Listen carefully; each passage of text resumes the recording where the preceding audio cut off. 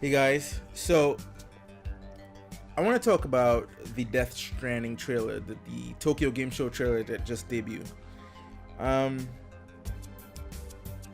this isn't the first time I've been thinking this, but it's the first time I'm actually voicing it to you guys. I've talked to it amongst friends, and I decided, well, you know what? Let me have a conversation about this, and let me hear what you guys think about this. I'm still excited for Death Stranding. Don't get me wrong. I am super excited for Death Stranding. I'm gonna get it. I eat up every trailer that comes out, so I'm excited. The thing about Death Stranding that fears me, give me some apprehension, is that I fear that when the game comes out, it'll just like how the trailers have been just these sort of abstract things that really don't make sense. I mean, even the longest one that came out in E3, that give you a better sense of what the Norman Reedus' character, his mission is, where he's a courier or some sort. It does give you a sense of how that fits in the world. Now, granted, these are trailers, but at the same time, it doesn't paint a fully formed narrative. And my fear is that when you actually play the game for a better part of the game, the narrative will be just like that, in terms of just not fully formed. Now, where does this fear come from? I'm a big fan of Hideo Kojima. I unfortunately never got a chance to play the Famicom version of Metal Gear, the Metal Gear that I actually started, which I didn't know. I was too young to really realize that it wasn't the real Metal Gear. It was the one that on the Nintendo Entertainment System, the first one. Snake's Revenge, that's the one I played. That was just the bastardized American version of his Metal Gear. That was the one I played, not knowing that that's not the Hideo Kojima version. But then I really started with the Hideo Kojima verse on Metal Gear Solid, the first one on PlayStation. And ever since then, I've been just like eating up everything that's Hideo Kojima, even down to MGS5, which many would say is incomplete. I find some sort of narrative satisfaction in that story, even though. And the thing about it, the funny thing about it is that if you didn't tell me it was incomplete, I wouldn't have felt that phantom pain, so to speak. But not only was it public knowledge that it was incomplete, but they also had the unfinished chapter for you to watch, and that really, But then if you put that unfinished chapter in it as well, it's complete enough. I mean, a lot of people are saying, oh, they wanted it to tie into. Basically come full circle, so where you get the complete story. And I think it's complete enough. I think the missing gap is things that you can sort of put in your head. I don't think there's a big hole in the Metal Gear saga. It is what it is. But I've noticed something with the Metal Gear games themselves, in that the more as the sequels go on and the more money that is poured into the Metal Gear franchise, the more Hideo goes crazy with it. Like if you look at Metal Gear Solid 5 and you look at Metal Gear Solid 1, night and day. Not only because yes, one's an open world RPG-esque game and the other is really just a stealth shooter. But apart from sort of the genre shift, there's a lot of nuanced differences within just how he approached the games. Like the Metal Gear Solid is a straightforward game. Like the narrative is straightforward. It has a beginning, middle, and end, and you see an arc with Snake, right? And there's little things happening in the game that, yes, as you play, the more you play it. Like if you go back and play it, you notice certain things, And that's mainly not because of other games, not necessarily that you missed it, but because of, oh wow, this other game picked up off of that. But again, simple. And then the more money you put into the games, the more elaborate the cutscenes, the more elaborate the narrative, the more elaborate all the structure of how he tells the story, even within his gameplay. Like, there's certain secrets here and there that you can pick out for, you can spend a decade just picking out all the different Easter eggs and hidden meanings and secrets and philosophy and all that shit. It's just layered upon layers, which is a good thing. It's layers upon layers. It's a good thing. It's a great thing, in fact, that his games are able to stand the test of time today, in that you can peel back that onion and find different things in it. But problem with that now, I think as an artist, a lot of great art is created by restrictions. Now, that might sound like a bad thing, but I think restrictions help. Not a lot of artists can take unrestricted funds and make something great out of it, right? There's quite a few that can do it, but not a lot. I think Cameron is able to do it. Like, I mean, even though a lot of people have a problem with Avatar, but I think it was designed that way. Like, he had a lot of money to make Avatar, so instead of like making these really complex stories where no one would get and just lose the studio money, he made a very simplistic story with complicated technology. So the tech was state of the art, the story was simple, and it was a smart decision by Cameron. And a lot of people penalize him for it, for saying, oh well, this is a predictable story, we know the story, but that's on purpose. Like, you're seeing this alien world, but you're seeing this familiar story, right?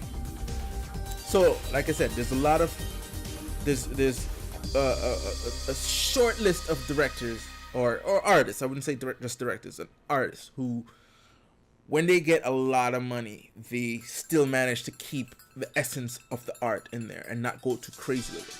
But for the most part, when you have a shit ton of money, then the creative juices doesn't flow as much, because you're not restricted by the limits of what you can do. So you get a lot of ideas, and you throw this idea in, and you throw this idea, and then by the time when the project is finished, you're like, what is this? You know what I mean? You made better projects when you had little money. Now you have a lot of money. Now you're messing up. Star Wars prequel, anyone? You know, I know a lot of Star Wars prequel apologists are out there now. They're loud and proud now that The Last Jedi came out. Now they can come out and famously say, oh, the prequels were much better. Shut up, I don't want to hear you. I want to do this on a Star Wars tangent. Keep it on point. But what I want to say is I feel that in Kojima a little bit, just a little bit. In that, if you look at his games and you look at when he gets unrestricted budget, he may go off on a tangent. And I think that was one of the reasons Metal Gear Solid 5 came out the way it did, in that he wasn't able to finish, because now Konami gave him a crap ton of money, because Metal Gear is a money maker for the studio. He gave him a lot of money, and he had these huge ideas for it where he couldn't rein it in. You know, I think that's one of the sort of conflicts that happened between him and Konami, especially when they decided to go in another direction and realize that they have this money guzzler that is Kojima Productions siphoning a ton of cash to make this game. And of course, the fear set in, like, oh my god, will we be able to make this money back? Yes, all the Metal Gears have been successful prior, but this one is getting us nervous here. Now, Sony has picked up the reins of Kojima Productions ever since the whole split, and they basically gave this man carte blanche to do whatever you want to do. He has a lot of money to make this game, and I don't think they put a time limit. They say, oh, this game has to come out Q4 2019 or else you forfeit everything. I don't think they've done that. Nah, I don't know that for certain, but I doubt you get a talent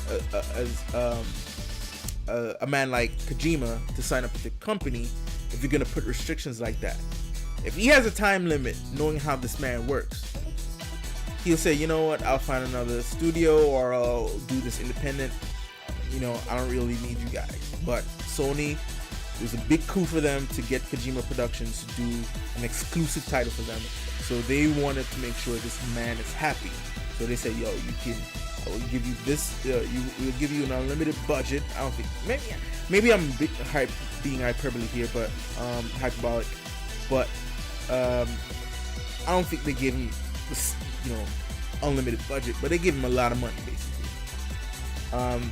Basically, maybe more than what Konami gave him, because now not only is he working with top tier Hollywood talent, he's working with top tier production behind the scenes people as well. You know what I mean? I'm sure he's getting Hollywood musicians scored to do the score. Maybe he's working with Harry Gregson again. I'm not sure. He's getting sort of like maybe he's getting people from the special effects community to sort of contribute to his work, But looking at these trailers, so I know I've been long-winded about what my fear is. So that's my fear, is that you look at his games, you look at Metal Gear Solid, simple story. Metal Gear Solid 2 got a little bit complex, especially towards the end there. Metal Gear Solid 3, I think, managed to bring that simplicity back, but just in the sense that he had to, considering it was in the past and everybody was already confused already, because it wasn't known that was Big Boss. I mean, you could guess, like, maybe they're talking about Big Boss. This is in 60s after all, but we weren't completely sure if he was just doing like a reboot, a retelling of the Metal Gear saga, and lo and behold, spoiler alert for a 50-year-old game. It's not 50, but game came out a long time ago, that the main protagonist of Metal Gear Solid 3 turned out to be Big Boss. But that has had its complexity as well, not only in the narrative but also in the gameplay structure. A good game. I love the gameplay, but like I said, it was sort of, you had to wrap your mind around it once you got this new game. Then Metal Gear Solid 4 came out, not so complex with the gameplay, so to speak, but as far as like the narrative itself and the way how the cutscenes were huge. Like, we had an hour and a half long cutscenes here. Like I said, this man, when he gets the funds and he has things in his head he wants to put in the game, he'll do it, right? Could be a pro and it could be a con. The pro is that you get to really experience something different when you play his games. The con is that sometimes it can get away from him and get away from the audience. So then Death Stranding comes along now. We're seeing all these trailers that we really can't really make sense of. You have all these YouTube videos coming out talking about what it means, what this means, and all that jazz, blah blah blah blah blah. But the truth is, we don't know. I'll never come out with a video, this is my theory, because at the end of the day, we don't. It's like, it makes zero sense. I mean, a lot of people sort of combine the kind of music he's playing while the game is going on, the trailer is showing, and they say, oh, this song meant this, so this therefore means that this theme is going to appear in this game, which very may be true. But like I said, like, it doesn't do me any favors by doing that, because at the end of the day, when the game comes out, I might even forget about that thing, and I'm just experiencing the game on what it represents when I start playing this game. So my fear, again, going back to what my fear is that when I'm playing this game, that the game itself will be as abstract as the trailers themselves. where there's not too many things that's making sense. Maybe towards the end it'll start to make, like, it'll come together. But like I said, games are supposed to be fun. That's first and foremost. Games are supposed to be fun. No matter how complex you want to get with the narrative, no matter how complex you want to get with the gameplay, no matter how complex you want to get with the graphics and the technology behind the game, at the end of the day, it's supposed to be fun for the end users. It's a game. At the end of the day, it's a game. And if I'm not having fun, if your gamers aren't having fun with your game, that is considered a failure. And you may have fun trying to decipher what your character is supposed to do. Maybe that's the fun element of it all. But if the mind is sort of wrapped up in this whole abstract, okay, what's the deeper meaning, and that overtakes you playing this game, I don't know if you consider that a success. So yeah, that's just my fear of Death Stranding, in that all these trailers and all these sort of moments, and like, I'm not gonna tell you what this is, I'm not gonna tell you what that is. It has me a little bit scared. I don't know what to tell you. That's just my fear of it. At the end of the day, it's Kojima. He makes great games. Even when he gets out there with it, he manages to give us a game that's enjoyable on some level, if not a lot of levels. And as much as I want to say there's a lot of things going wrong with MGS5, in terms of just how unwieldy it is at times, because I think if the whole bad blood between him and Konami didn't happen, and he was allowed to finish this game, I think the game probably wouldn't have came out until like maybe a couple years after its initial release. I think he just had to bring this game out because Konami said, listen, we're cutting ties, just bring the game out, we can't do this. And I don't know, I'm scared. I'm just scared. I'm excited, but I'm scared. So that's just it. So what do you guys think? Am I off base? Am I talking crap? Am I talking out of my ass? Let me know. It's all about what you guys think. So hit that subscribe button and leave a comment down below. Hit a thumbs up, notification, all that jazz. So until next time, folks, peace.